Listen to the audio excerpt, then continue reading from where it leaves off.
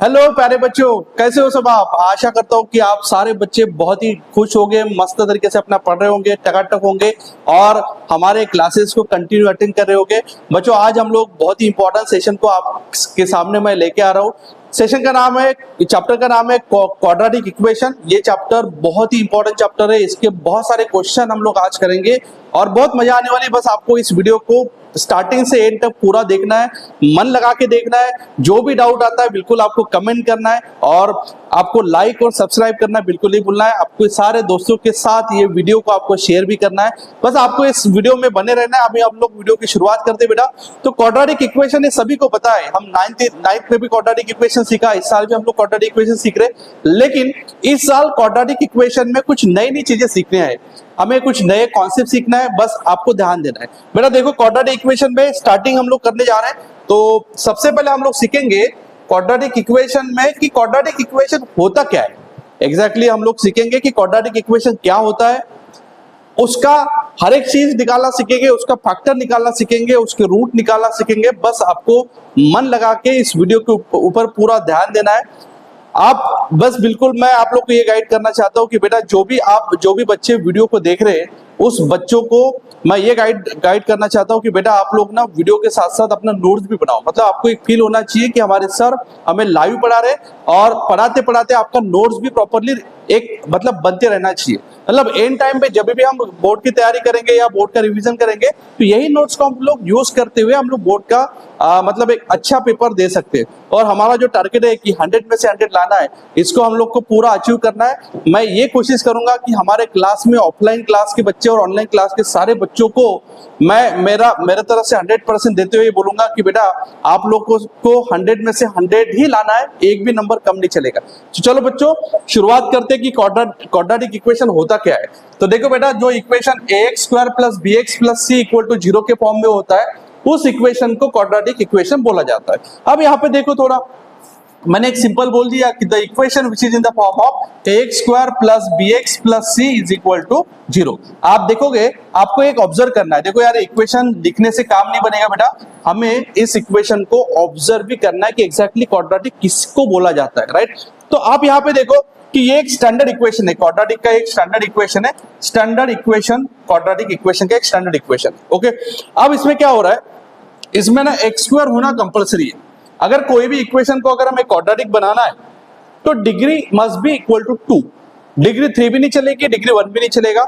Degree आपकी अगर 2 है तो ही क्वाड्रेटिक बनेगा, डिग्री अगर 1 है तो लीनियर बनेगा, डिग्री अगर 3 है तो क्यूबिक बनेगा। अब बात यह आती है सर डिग्री होता क्या है। बहुत सारे बच्चों को यह भी नहीं पता होता कि सर डिग्री होता क्या है। बेटा आपको बिल्कुल चिंता नहीं करना है, मैं बहुत ही बारीक कॉन्सेप्ट के साथ आपको पढ़ाऊंगा, लेकिन बिल्कुल गारंटी के साथ आपको सारी चीजें समझ में आएगा। बेटा देखो, डिग्री होता क्या है, जैसे मैंने अभी यहाँ पे 1-2 एग्जांपल देता हूँ, आपको समझना है कि सर डिग्री होता क्या है, राइट। ये मैंने 2 एग्जांपल दे दिया। अगर ये मान लिया, यहाँ पे अगर 2 एग्जांपल दे दिए, यहाँ पे जो पावर 2 है, यहाँ पे पावर 3 है।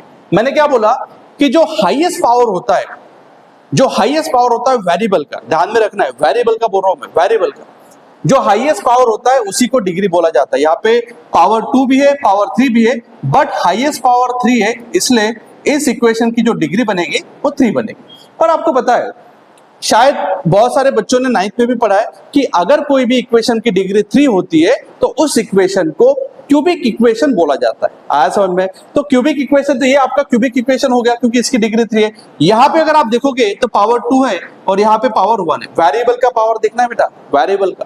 आपको गड़बड़ नहीं करना है कि सर यहाँ पे देखो सर, आपके लिए मैंने यहाँ पे एक सवाल लेके आया सर, और यहाँ पे √2 है सर। √2 मतलब होता है ⁻⁴ बेटा आपको क्लियरली बोल दिया है कि आपको ओनली वेरिएबल की डिग्री देखना है। अगर वेरिएबल का पावर देखना है, अगर वेरिएबल का जो सबसे बड़ा पावर होता है उसी को डिग्री बोला जाता है, याद रखो। तो यहाँ पे अगर देखोगे तो वेरिएबल का सबसे बड़ा पावर जो है वो 2 है, इसलिए इसकी डिग्री 2 बन जाएगी। और जिस इक्वेशन की डिग्री 2 होती है उस इक्वेशन का नाम होता है क्वाड्रेटिक इक्वेशन, जो हम लोग इस चैप्टर में पढ़ने वाले। आया बेटा समझ में। आई होप आपको ये कॉन्सेप्ट समझ में आया होगा।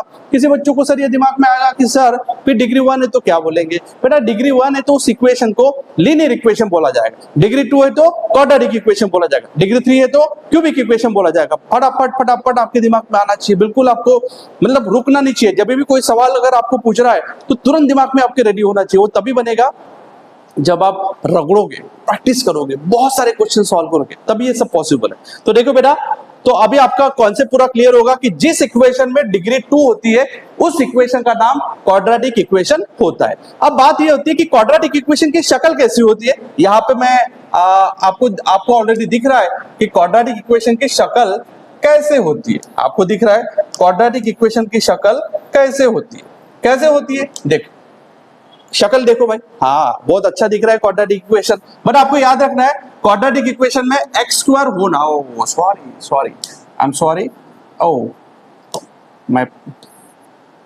एक मिनट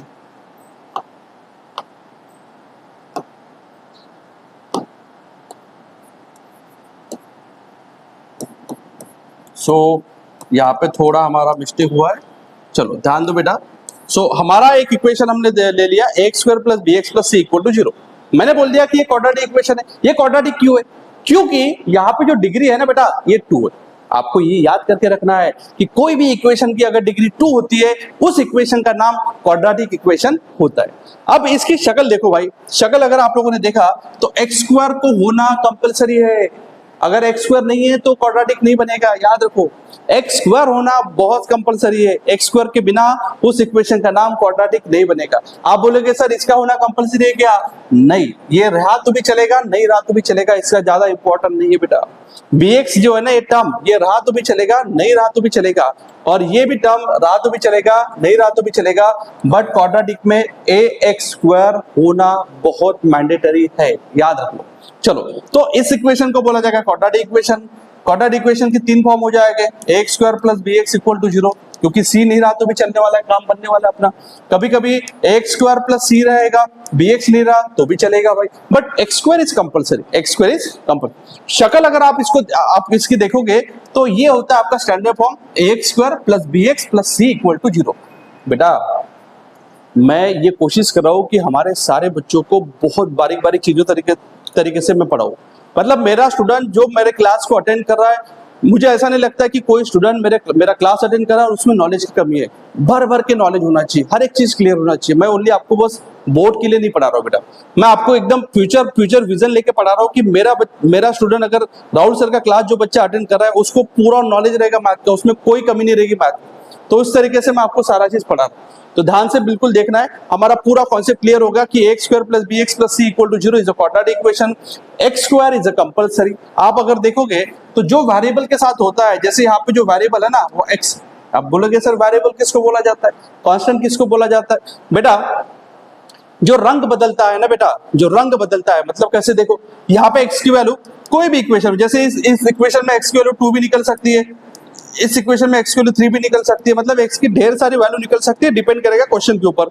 मतलब एक्स जो है भाई ये तो चेंज हो रहा है, ये तो रंग बदल रहा है भाई, मतलब ये क्वेश्चन टू क्वेश्चन एक्स की वैल्यू चेंज हो रही है। इसका मतलब है जिस की वैल्यू चेंज होती है उसको वेरिएबल बोला जाता है, जो वारी करता है, जो रंग बदलता है। और मान ले यहाँ पे अगर 10 है, क्या 10 को मैं 10.1 बना सकता हूँ क्या? नहीं। क्या 12 को मैं 12.2 बना सकता हूँ क्या? नहीं भाई, ये जो है ना ये फिक्स, ये कभी चेंज नहीं होगा। इसलिए आप 10, 12 ये जो नंबर है उसको हम बोलेंगे कांस्टेंट। तो आपको याद करना है कांस्टेंट क्या होता है, वेरिएबल क्या होता है। जो रंग बदलता है, जो वैल्यू चेंज करता है खुद की, उसको वेरिएबल बोला जाता है। जो वैल्यू चेंज नहीं करता है उसको बोला जाता है कांस्टेंट। बट यहाँ पे एक मजे वाली बात यह है, यहाँ पे एक मजे वाली बात यह है कि जैसे एक इक्वेशन मैंने लिख लिया, आप अगर इसको देखोगे तो ये एक आपको बढ़िया सुंदर इक्वेशन दिख रहा है, जिस इक्वेशन का नाम क्वाड्रेटिक है। आप बोलेंगे सर इसका नाम क्वाड्रेटिक क्यों है? ऑलरेडी मैंने बताया क्योंकि यहाँ पे कौन है, एक्स स्क्वायर है, इसलिए इसका नाम क्वाड्रेटिक है।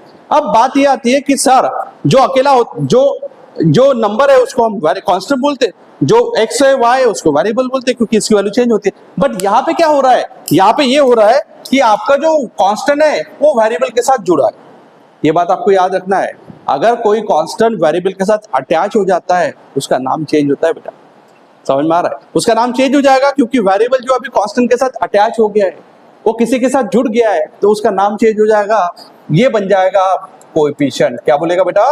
कोएफिशिएंट। याद रखना है, अगर कोई भी कांस्टेंट अकेला होता है तो उसको सिंगल बोला जाता है, उसको कांस्टेंट बोला जाता है, लेकिन वो अगर किसी के साथ अटैच हो रहा है वेरिएबल के साथ तो उसका नाम चेंज होके बन जाता है coefficient. So what is the coefficient? Coefficient मतलब एक ऐसा कांस्टेंट नंबर जो वेरिएबल के साथ जुड़ा है। देखो ये भी कोएफिशिएंट है, but this is a constant क्योंकि अकेला है बेटा, सिंगल है इसलिए इसको बोलेंगे कांस्टेंट। बट अगर वो वेरिएबल के साथ जुड़ा है तो उसको बोलेंगे कोएफिशिएंट। चलो अब बात ये आती है बेटा कि क्वाड्रेटिक इक्वेशन को सॉल्व कैसे किया जाता है। मैं आपको पूरा डिटेल्स में बताता हूँ कि क्वाड्रेटिक इक्वेशन सॉल्व करने के दो मेथड होते हैं। फर्स्ट इज फैक्टराइजेशन मेथड, जिससे हम फैक्टर निकालते हुए उसको पूरा टुकड़ा बनाते हुए बारी बारी बनाते हुए उसका हम रूट निकालेंगे, एक्स की वैल्यू निकालेंगे। और दूसरा होता है with the help of quadratic formula. तो ये दोनों चीजें मैं आपको आज के क्लास में कवर करूंगा। आपको बिल्कुल, मैं पहले ही बोला वीडियो की शुरुआत में कि पूरा डिटेल्स में आपको मैं पढ़ाने की कोशिश करूंगा। कोई अगर किसी बच्चों को अगर डाउट जाता है तो आपको डायरेक्ट कमेंट मार देना है कि भाई ये डाउट जा रहा है, सर ये डाउट जा रहा है। बिल्कुल उस डाउट का जो है समाधान, सॉल्यूशन हम बिल्कुल डेफिनेटली आप लोग को देंगे। याद रखना बेटा कि ये जो क्लास है ये सभी बच्चों के लिए, ये ओनली हमारे ड्रीम आईटी के बच्चों के लिए नहीं है, ये पूरे तहसील के बच्चों के लिए, पूरे कलमेश्वर तहसील के बच्चों के लिए, पूरे नागपुर डिस्ट्रिक्ट के बच्चों के लिए। भाई हम लोग ये चाहते हैं कि हमारे पूरे स्टूडेंट जो है, यहाँ के जो पूरे रीजन के स्टूडेंट है, ये बढ़िया तरीके से मैथ को पढ़े और मैथ्स में जो हमारा जो मिशन है भाई कि 100 में से 100 लाना, इसको सारे बच्चे कोशिश करते हुए उस मिशन को अचीव करें। तो बेटा देखो अभी हमारा ये टारगेट, ये वाला जो क्वेश्चन है बहुत सिंपल रहेगा। With the help of factorization हमें क्वाड्रेटिक इक्वेशन को सॉल्व करना है। तो इसके लिए हम लोग कुछ क्वेश्चन लेते हैं, क्वेश्चन को सॉल्व करेंगे। यहाँ पे पहला क्वेश्चन हमारे पास आ गया बेटा 6x², ये क्वेश्चन है हमारा 6x² - x - 2 = 0। हालांकि ये क्वेश्चन थोड़ा सा डिफिकल्ट लेवल जाएगा क्योंकि माइनस प्लस आ रहा है, बट मैं पूरा गारंटी के साथ कोशिश करता हूं कि पूरा क्वेश्चन आपके लिए इजी बन जाएगा। यहाँ पे होता क्या है, आपको ऑलरेडी मैंने बताया था कि कोई भी क्वाड्रेटिक इक्वेशन सॉल्व करने के लिए आपको क्या करना है। आपको क्या करना है, आप बराबर ध्यान दो, आपको करना तो करना क्या है, आप पूरा प्रॉपरली ध्यान दोगे क्या करना है। चलो तो ये आपको लेना है कांस्टेंट, समझ में आ रहा है। और कांस्टेंट जब होता है, कोएफिशिएंट जब होता है, उसको साइंस के साथ लेना होता है। तो मैंने क्या किया, कांस्टेंट ले लिया, बाहर में रख दिया। कोएफिशिएंट लेना है जो x² के साथ है। x² के साथ कौन कोएफिशिएंट है, 6। x² के साथ बोला ना, तो x² को छोड़ के जो बचा वो आपका कोएफिशिएंट बन जाएगा। तो 6 है, 6 लेंगे, इन दोनों का मल्टीप्लाई कर दिया तो 6 × -2 बनेगा -12। याद रखना, मेरा टेक्निक याद करो। लास्ट कांस्टेंट फर्स्ट कोएफिशिएंट दोनों का मल्टीप्लाई कर दिया, लास्ट कांस्टेंट फर्स्ट कोएफिशिएंट दोनों का मल्टीप्लाई कर दिया। और मल्टीप्लाई करने के बाद भाई टेक्निक सुन लो भाई, बहुत गजब है यार, बहुत खतरनाक टेक्निक में पढ़ा रहा हूँ आपको। हर एक क्वेश्चन का आंसर निकल जाएगा इस टेक्निक के साथ। लास्ट कांस्टेंट को फर्स्ट कोएफिशिएंट के साथ मल्टीप्लाई कर दिया।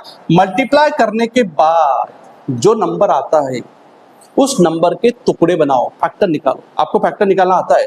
12 का फैक्टर होता है 12 × 1, बट माइनस साइन है ना, तो एक जगह पे माइनस तो लगेगा। -12 × 1 या 1 × -12 या 3 × -4 या 4 × -3। तो इस तरीके से डिफरेंट टाइप्स ऑफ फैक्टर आएंगे। फिर आपको क्या करना है, इस फैक्टर में से कोई भी एक फैक्टर सिलेक्ट करना है कि जिसका सम बीच का नंबर है। बीच में कौन नंबर है बताओ, बीच में कौन है, -1। यहाँ पे अगर नंबर नहीं दिख रहा है तो -1 है। आपको क्या करना है, जितने भी फैक्टर होते हैं वो सारे लिखना है भाई रफ में, और रफ में लिखने के बाद उस फैक्टर में से एक फैक्टर सिलेक्ट करना है जिसका सम -1 आ रहा है। अगर आप इन दोनों का सम करने जाओगे तो 4 + -3 तो आंसर आएगा +1। लेकिन मुझे -1 चाहिए तो मुझे इस फैक्टर को सिलेक्ट करना पड़ेगा। ये वाला फैक्टर बिल्कुल नहीं चलेगा क्योंकि -12 + 1 जो होगा -11 होगा। ये भी नहीं चलेगा क्योंकि 1 + -12 ये भी आपका -11 होगा। आपका बिल्कुल काम नहीं बनेगा, राइट, समझ में आ रहा है। इसको -1 × 1 11 12 करना पड़ेगा, तो ये आपका बन जाएगा +11, राइट। तो ये फैक्टर आपका बिल्कुल नहीं चलेगा।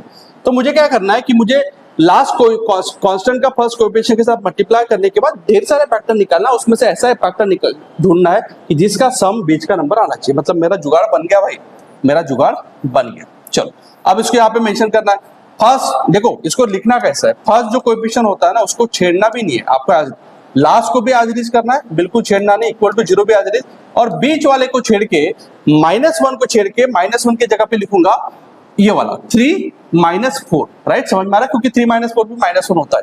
तो +3x, x है तो x लिखना है, -4x, क्योंकि 3x माइनस 4x होता है -1x। आपको यही करना है। उसके बाद बहुत सिंपल है कि कॉमन लेना है भाई दोनों में से। यहाँ पे अगर कॉमन देखोगे तो 3x कॉमन आएगा, 3x कॉमन आएगा तो 2x + 1 निकल जाएगा बाहर। यहाँ पे आपका -2 कॉमन आएगा, अंदर में 2x + 1 बाहर अंदर निकल जाएगा इक्वल टू 0, क्योंकि अगर यहाँ से -2 बाहर निकाला तो अंदर में प्लस बचेगा। ये 2 बार आना ही चाहिए, कंपल्सरी ये 2 बार आना चाहिए। So 2x + 1 equal to 0 and 3x - 2 is equal to 0।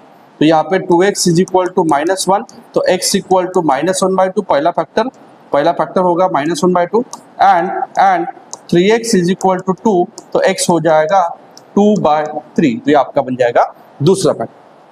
बात समझ में आ रही कि नहीं आ रही? तो बहुत ही सिंपल भाई क्वेश्चन था। आपको ध्यान में रखना है प्रोसीजर कैसा करना है। स्टेप 1, लास्ट कांस्टेंट को फर्स्ट कोएफिशिएंट के साथ मल्टीप्लाई करना है, उसका एक प्रोडक्ट बनेगा। उसके ढेर सारे फैक्टर निकालना है, उस फैक्टर में ऐसा एक फैक्टर को सिलेक्ट करना है जिनका सम बीच का नंबर आना चाहिए, उसको भाई यहाँ पे उठा के पटक देना है, कॉमन निकालना है, आपका आंसर रेडी हो जाएगा।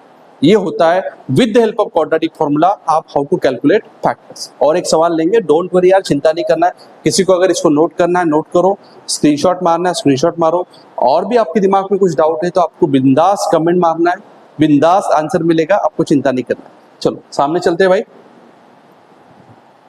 अगेन एक सवाल आ गया, बहुत ही तगड़ा सवाल है, रूट वाला। क्योंकि बहुत सारे बच्चों को ना रूट वाला सवाल सॉल्व करने में दिक्कत जाता है, लेकिन मैं कोशिश करूंगा कि ये सवाल आपको इतना इजी तरीके से समझाओ कि आपके इसके बाद के रूट वाले सवाल पूरे सॉल्व हो जाए।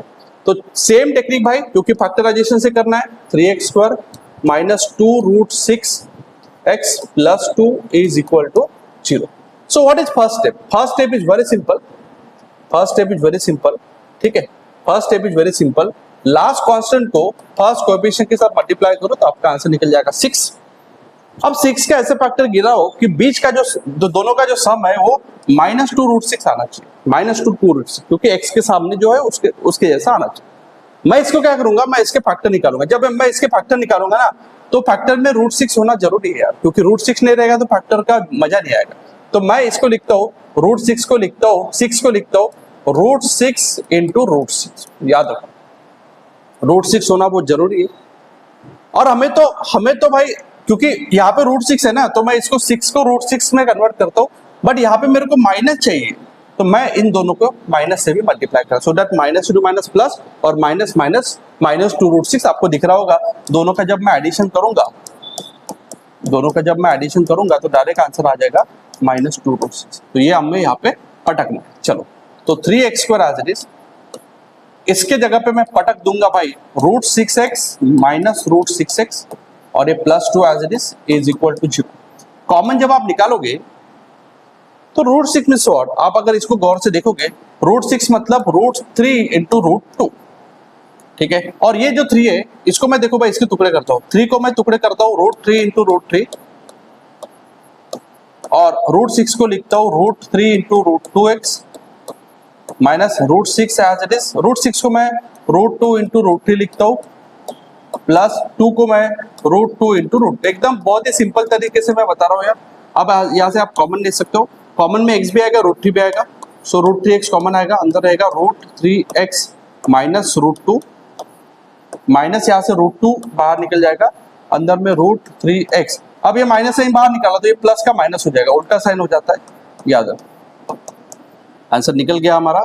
सो √3x - √2 equal to 0 and √3x - √2 is equal to 0। तो आपका फैक्टर निकल गया, x हो जाएगा -√2 अपॉन √3, इधर भी x हो जाएगा +√2 अपॉन √3।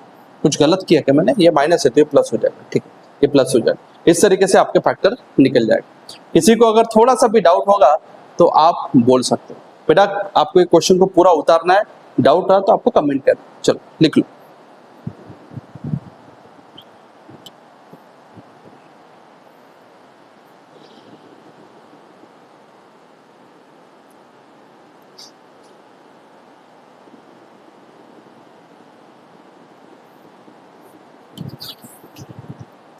चलो भाई, नया सवाल हम लोग करते हैं। अभी बहुत सारे सवाल आज हम लोग को करना है, और एक तगड़ा सवाल आ गया, ये भी सवाल बाय फैक्टराइजेशन से सॉल्व करेंगे, लेकिन इसमें थोड़ा 1/8 दे दिया, तो 1/20 को कैसे टैकल करना है। बेटा देखो ध्यान दो, जब भी 1/8 1/2 या फिर कोई भी फ्रैक्शन में नीचे में अगर नंबर आ तो पहले उसको हटाना है। What is first step? तो उसको हटाना है। देखो ध्यान दो मैं कैसे हटाता हूँ, मेरे पास भी एक टेक्निक है भाई, मैं इसको हटाऊंगा। तो 1/8 को हटाने के लिए पूरे इक्वेशन को मैं 8 से मल्टीप्लाई करूँ, मल्टीप्लाई इक्वेशन 1/8।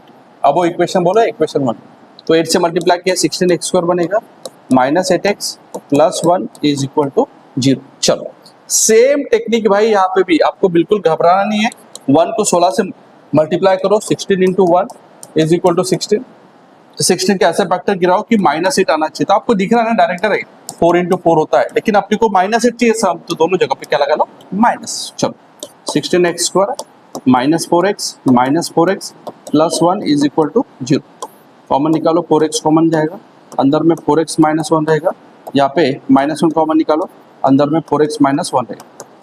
आपको पता नहीं है माइनस से बाहर निकलेगा प्लस का माइनस हो जाता है, मतलब आपको दिख रहा है कि 4x minus 1 equal to 0 and 4x minus 1 equal to 0। तो x की वैल्यू हो जाएगी 1/4 एंड x की वैल्यू हो जाएगी 1/4। तो इस तरीके से आपको क्वाड्रेटिक इक्वेशन के सवाल बनाना भाई। फैक्टराइजेशन आई होप कि सभी को समझ में आया होगा। इस क्वेश्चन को भी आपको नोट करना है। चलो नेक्स्ट टॉपिक पे ऊपर आते भाई। हाँ, अभी हम लोग बहुत ही इंपॉर्टेंट टॉपिक पढ़ेंगे। इस टॉपिक का नाम है नेचर ऑफ रूट। हमें रूट का स्वभाव भी पता करना बहुत जरूरी है। मतलब अभी विदाउट सॉल्विंग द क्वेश्चन, कोई भी क्वाड्रेटिक इक्वेशन अगर आपको दे दिया और बोला कि इस क्वेश्चन में जो रूट मिलेगी वो कैसे रहेगी, तो तुरंत आप देखते बराबर आप थोड़ा सा रफली कैलकुलेशन करके बता सकते हो कि इस इक्वेशन का स्वभाव कैसा है। क्या उसके रूट इक्वल मिलेंगे, क्या उसके दोनों रूट डिफरेंट मिलेंगे, क्या उसके दोनों रूट पॉसिबल नहीं है। आपको सारा स्वभाव जो है इक्वेशन का बस एक ही फॉर्मूले से याद होगा, बस आपको ध्यान रखना। आपको क्या है, इसके पहले मैंने ऑलरेडी बताया, लेकिन और एक बार बता रहा हूं कि कोई भी इक्वेशन है, जैसे ये इक्वेशन मैंने आपको दे दी, सबसे पहले मैंने क्या बोला कि आपको इस इक्वेशन को आपके स्टैंडर्ड फॉर्म के साथ कंपेयर करना है। ax² plus bx plus c equal to 0, ये आपका स्टैंडर्ड फॉर्म है। कंपेयर करना मतलब what?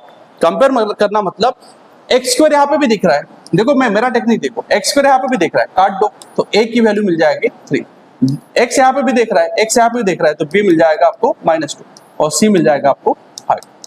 Technique is very simple, जब राइट हैंड साइड में 0 होना ही चाहिए, x² को काटो, x को काटो, जो बचा वाला वो ABC आपका निकल जाएगा। तो आपका ABC निकल गया। ABC निकालने के बाद आपको b² माइनस 4AC का आंसर निकालना है। बहुत ही सिंपल टेक्निक। ABC निकालने के बाद b² माइनस 4AC आपका डिस्क्रिमिनेंट का फॉर्मूला इसमें डाल दो। अगर उसका आंसर इक्वल टू 0 आ रहा है तो जो नेचर ऑफ रूट मिलेगा वो रियल एंड इक्वल मिलेगा। देखो 2 इक्वल रूट्स, रियल रूट्स मिलेगा। जब b² माइनस 4AC जो है वो ग्रेटर देन 0 रहेगा तो रूट्स जो है वो डिफरेंट मिलेंगे। डिफरेंट मिलेगा मतलब x की दो अलग अलग वैल्यू मिलेगी। और b² माइनस 4AC अगर लेस देन 0 है तो रूट्स नॉट पॉसिबल, मतलब आपको उसके रूट्स नहीं मिलेंगे। याद रखना आप लोग को कि आपको उसके रूट्स नहीं मिलेंगे। तो बेटा बहुत ही बेसिक टेक्निक होता है कि how to calculate nature of root. अब इसके बहुत सारे सवाल हम लोग बनाएंगे, तब आपको क्लियर हो जाएगा कि नेचर ऑफ रूट्स क्या होता है। देखो, find the discriminants of the quadratic equation. ये एक सवाल आपको दे दिया है कि डिस्क्रिमिनेंट मतलब आपको b² माइनस 4AC निकालना है कि उसका आंसर क्या आता है। Hence find the roots, hence find the roots. तो हम लोग क्या करेंगे कि पहले जो गिवन इक्वेशन दे दिया है, आप देखो ध्यान दो मैं कैसे लिखता हूँ इसको, अच्छे तरीके से इसको प्रेजेंट भी करना है। The given quadratic equation is 2x² minus 4x plus 3 equal to 0। इसको ना हमें कंपेयर करना हमारे स्टैंडर्ड फॉर्म के साथ। Compare with ax² plus bx plus c equal to 0। Compare करने का टेक्निक मैंने आपको बताया था। x² को काटो तो a मिल जाएगा 2, b मिल जाएगा -4 और c मिल जाएगा 3, क्योंकि राइट हैंड साइड में 0 होना कंपलसरी है। चलो उसके बाद डिस्क्रिमिनेंट निकालो। डिस्क्रिमिनेंट का d जो होता है वो होता है b² माइनस 4ac। अभी तो बताया, चलो वैल्यू डाल दो भाई। सो -4² minus 4 into a into c। जब इसको सॉल्व करोगे तो 16 माइनस 4 इंटू 2 8 है 24। कुछ गलत किया कि हमने नहीं किया ना, नहीं। b² minus 4ac 16 minus 4 into 3 into 2, ठीक बराबर। तो ये इसका जो आंसर निकलेगा वो निकलेगा -8। आपको क्लियरली पता है कि जब b² माइनस 4ac का आंसर लेस देन 0 आता है तो रूट्स जो होता है ना, रूट्स वो नॉट पॉसिबल होते हैं, मतलब उसमें रियल रूट नहीं मिलता है। उसमें जो रूट्स मिलते हैं आपको याद रखना है जो रूट्स मिलेंगे वो मिलेंगे कॉम्प्लेक्स, जो आपके सिलेबस में नहीं। मतलब इस चैप्टर में आपको रियल रूट के बारे में ही पढ़ना है, तो आपका आंसर नहीं निकल पाएगा, क्योंकि 2x² - 4x + 3 = 0, a मिलेगा 2, b मिलेगा -4, c मिलेगा 3, b² - 4ac तो -4 का स्क्वायर 4 × a × c, तो आपका आंसर आएगा -8, विच इज नॉट पॉसिबल। तो इस तरीके से सवाल आपको बनाना है। रूट्स निकलेंगे नहीं तो ये रूट आपका बिल्कुल नहीं आएगा। ये जो मिला ना कि फाइंड द रूट्स, वो आपका नहीं मिल पाएगा, याद रखो। चलो नया सवाल हमारे पास आ गया भाई कि find the discriminants of the roots. Same सवाल है भाई, बस आपको एबीसी की वैल्यू निकालना है। सेम हम लोग यहाँ पे करेंगे कि 3x² - 2x + 13 = 0। आपको कंपेयर करना है एबीसी के साथ। Compare with ax² + bx + c = 0, तो a मिल जाएगा आपका 3, b मिल जाएगा आपका -2, c मिल जाएगा आपका 13। फिर डिस्क्रिमिनेंट निकालना है। आपका फॉर्मूला होता है b² - 4ac, आपको -2 का स्क्वायर -4 × a × c, तो ये बन जाएगा 4 माइनस। यार क्वेश्चन का आंसर नहीं निकल पा रहा है यार देवाशीष, एक भी क्वेश्चन का आंसर नहीं निकल रहा।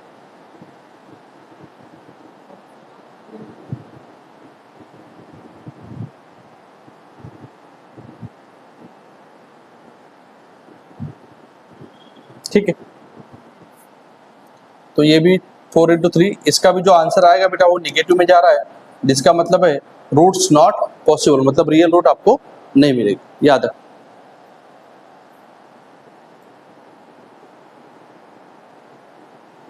अभी यहाँ पे देखो सवाल, ये भी सेम सवाल है, बट उसने क्लियरली बोला है कि find the value of k if each of the following quadratic equation so that they have 2 equal roots. और आपको पता है जब कोई भी इक्वेशन का एक अगर सवाल ले लिया 2x² + kx + 3 = 0, और इस इक्वेशन को आपको कंपेयर करना है। देखो प्रोसेस क्या रहेगा, कंपेयर विथ, पहले आपको कंपेयर करना है हमारे स्टैंडर्ड फॉर्म के साथ, ax² + bx + c = 0, तो आपका a बन जाएगा 2, b बन जाएगा k और c बन जाएगा 3। देन आपको डिस्क्रिमिनेंट निकालना है भाई। डिस्क्रिमिनेंट होता है b² - 4ac, चलो वैल्यू डालो, तो k² - 4 × 2 × 3।